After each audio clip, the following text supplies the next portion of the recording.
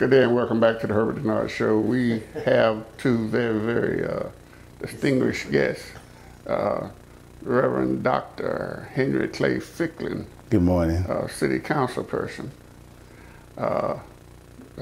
Elaine Lucas, she don't call herself that, but she basically is a principal of EL High School Academy.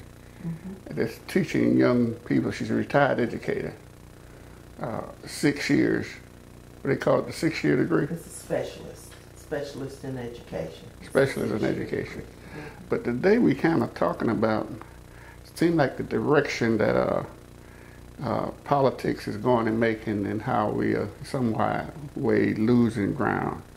I want to just talk about consolidation for a minute.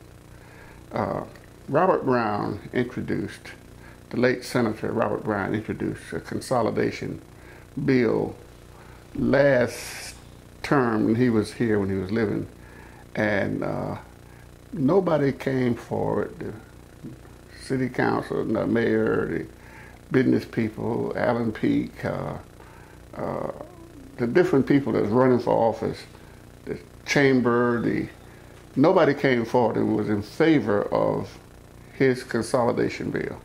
Why was that, Dr. Ficklin? Basically, Robert Brown's consolidation bill was a true consolidation bill. It looked at all of the authorities and boards around so that those authorities and boards could come together, and that one of the main things that I think that he had in his bill was that if you served on an authority or a board, then you couldn't turn around and draw business into Macon and then turn around and get the contracts yourself to just line your own pocket or feather your own nest. His bill had language in it that would have prohibited that. And a lot of these people who are on these authorities and board, they're on them so that they can get what they can out of them. And Robert didn't see that as being in the public's best interest. And so his language in his bill kind of prohibited that. And that may have been a reason that no one looked at it, because they saw it as being something that they could not gain from. I think also in his bill he had something about the police. They would have a police chief rather than a sheriff. Yeah. Now, when you look at consolidation bills all over the states that have been passed, and I think we have like 6 in the state of Georgia, there's only one that has the sheriff as the head, as the chief law enforcement agency. All the rest of them have the police department, because citizens, especially in a metropolitan area, they need to have someone who has been trained and certified in various kinds of functions about law enforcement. Otherwise, with a sheriff, anybody could run for sheriff because it is an elected office, and you may have a person at the top of the law enforcement not being certified or even in law enforcement at all, and they do not even have to have worked in law enforcement. Okay, what do you think, Elaine? I agree with Dr. Ficklin that Robert Brown's bill did a whole lot more and had more of the specific, more of the details than this that just passed. I think we're going to have a whole lot of trouble with this consolidation effort. It has placed this whole process in the hands of just a small group of people. That's why we fought so hard against it, because we said once this consolidation bill is passed, that's it. It's out of the citizens' hands. And you can protest all you want to, but if the folks who are on that transition team feel a certain way, and it's obvious they do, they have all the power to create anything they want. They can make this look the way they want it to look. And I think that's what they're going to do. And we fought because it's going to increase taxes. It's also immediately going to reduce the numbers of black elected officials and the number of Democratic elected officials. And Alan Peak led this whole process, Republican, who is the big supporter of Miriam Parris, who signed off on the bill to bring this thing. And if for no other reason she should be unelected, it's that she put that kind of thing on the people of this community, which is favoring the Republicans. Senator Robert Brown knew what he was doing as far as the consolidation bill. And unlike, well, you're saying that nobody, came up to support it. We supported it in principle. Representative Lucas supported it, but all of the folks who favored this particular consolidation bill, that the Allen Peake bill, those people did not support Robert Brown's for the reason that Dr. Ficklin was saying, that it would take power away from them. It would not allow them to benefit from these boards and authorities. Right now, I think everybody could name the list of folks who serve on these different boards and authorities, who also get all of the contracts, the multi-million-dollar contracts. Robert Brown's bill would take away an awful lot of that. His bill created 11 districts for people running and voting, and the districts were set up where you would have representation based on the population of an area. Under this consolidation bill that passed, you will reduce your representation to a mayor who has tremendous power, can just about do whatever he or she wants, and a commission that's just there to kind of rubber stamp. And they've built in a way of blocking anything that the Republican majority, which I predict will be on this commission. But in case they are the minority, they have a built-in veto of anything that the body wants to do. If there's only 4 Republicans on there, they can stop anything from happening. That's right.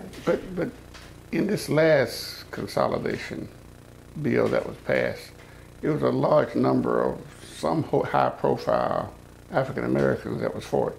They were new. They weren't high profile. They were people that we trusted, like Dr. Beverly.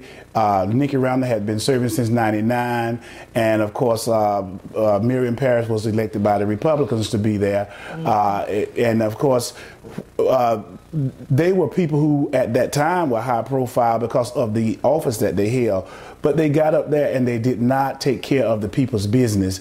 And I think that what Robert Brown was, everybody always have known him to be very methodical, analytical. So he had looked at the whole process. Now what they're doing, they're trying to come back after it has passed. They were saying that, buy this sack and we'll tell you what's in it later on. And of course, now they're getting ready with this transition team, and I saw Nikki Randall the other day, and I said, Nikki, I want to be on the transition team. I said, because I have more experience than anybody I know of in Macon, Georgia, in local government. I've always been on the appropriation committee for my whole time serving, now going on 31 years. I said, nobody else has that experience but me. She told me that, she was sorry because it was over with on the 10th of August. And I think this was just like the 15th when I was speaking to her. I said, well, nobody knew about that. She said, we have to vote on it now, but we had to nominate the people. And I said, nobody knew what the process was or anything, because I certainly want to be on it, even if I am not a part of the government. I want to be on the transition team because of all the knowledge that I have that would benefit the transition of the city and the county. And I think that... Did she say who was on it? No, she didn't say. Did she say who was nominated to be on it? She didn't say any of that, and she spoke away from that. But she just said that it was too late for me to be on it. See, that's another one of the underhanded kinds of things that we can expect, and it's really, you can't fault the folks in North Macon and the Republicans who went out and voted in huge numbers for this thing, because they will be guiding the process. And Nikki Randall, James Beverly, Miriam Parrish are helping them. They have given our community and our power over to the Republicans in this area for money. And then we didn't go vote. The numbers of people who are in the majority did not go to vote in the numbers, the percentages that we needed to in order to prevail. We could have killed this consolidation bill, but now for the next couple of years, we're at the mercy of the folks who put this consolidation bill together. We're at the mercy of 3 black members of the legislative delegation who are going along with these folks. And Lord have mercy on us. The thing to have done was to have voted this thing down, make them go back and do it right. I was at a hospital the other morning, and a lady was saying, well, if we don't like this thing, and I was against it, she said, we don't like this thing, we can go back and overturn it and take it out. And that's what I people said, did. no ma'am, you cannot. It's final. It is in place, and these people are going to do to you what we have told you they're going to do. And a lot of people didn't understand that. They thought it was just something that they could go back and reverse, but you can't reverse this. Currently, the transition team has only one person from South Bibb County, and that's James Timlin. Everybody else that's already named on it that we know about, all of those persons are from North Macon. James Timlin is the only person that represents the lower part of Bibb County on there. Of course, they're going to put the chairman of the Appropriations Committee, Dr. Ellison, on there, but we know that he is more in tune with North Macon than he is with South Macon. So it's a stacked deck. It's stacked against the people. It's stacked against blacks, Hispanics, women, children, education. It's stacked against poor people. all and poor people in general. It is stacked against us. That is why we fought so hard. And, you know, it's kind of hurtful when you go and you work and you invest your own nickels and dimes into going on and trying to get the word out. And people don't see the importance of taking care of business. We are asleep at the wheel. By that I mean the people who are going to be adversely impacted by this consolidation are asleep at the wheel, and we are allowing our lives to be controlled by Republicans and then 3 members of our legislative delegation who don't care about the communities that elect them.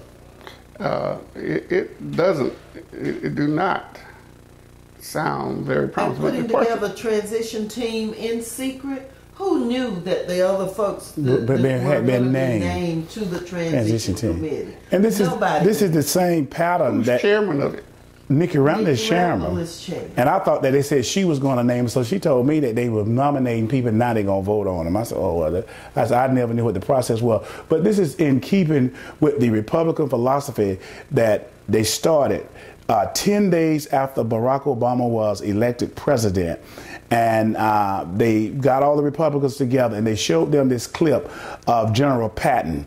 And General Patton was talking about the enemy and what they were going to do to the enemy. And he was talking about the Russians, but they were talking about Obama. And this was 10 days after his election. And the president has had to put up with that, making sure that all his bills are looked at with the worst kind of scrutiny and denied, and every day he has had to put up with that. And they have gotten emboldened because now on the local level, it used to be, and I was just thinking this morning before I came down here, Mr. Dennard, that I remember in 1995 we had a big Republican push to try to get us all out of office. And I think they may have had one other, like in 2005 or 2003 or something like that.